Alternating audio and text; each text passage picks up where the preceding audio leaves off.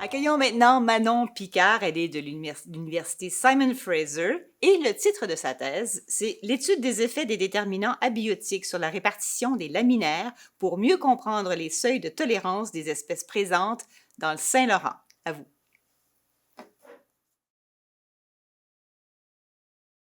Bonjour, je suis ici aujourd'hui pour vous présenter le mystère des laminaires, ces algues de grande taille qui peuplent les fonds marins des zones côtières. En plus de faire d'excellentes lasagnes véganes, ces algues servent aussi de nourriture pour les oursins et les crabes, ainsi que d'abri pour les homards et les poissons. Les laminaires sont un groupe divers qui comprend plusieurs espèces, dont Saccharina et Alaria, que je vais vous présenter aujourd'hui.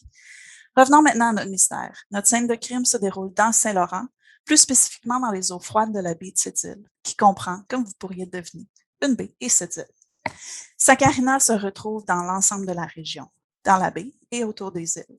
Mais Alaria, après avoir échantillonné la région en profondeur, ce qu'on a découvert, c'est que malgré sa grande abondance à proximité autour des îles, elle était complètement absente de la baie.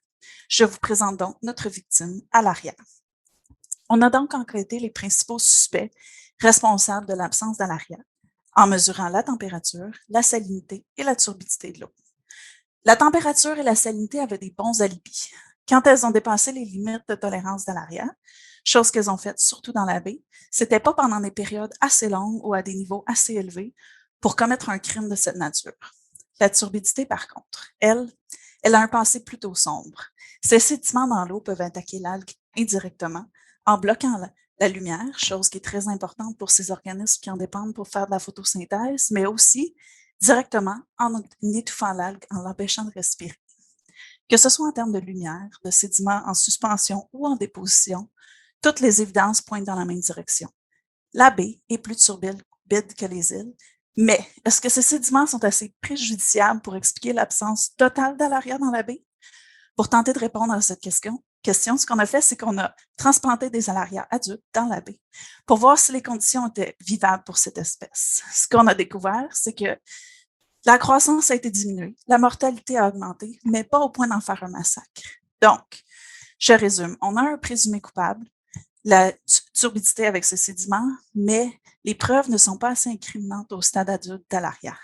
Donc, les enquêtes doivent continuer pour mieux comprendre quand le crime est commis et comment.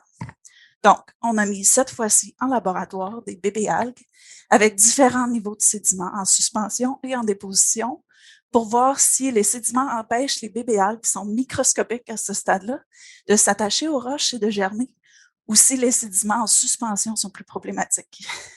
Je suis justement en train d'analyser ces résultats de laboratoire. Donc, le verdict, est-ce que c'est bien sédimentaire, mon cher Watson? À suivre. Merci. J'aime beaucoup sédimentaire, mon cher Watson. Merci beaucoup, Manon.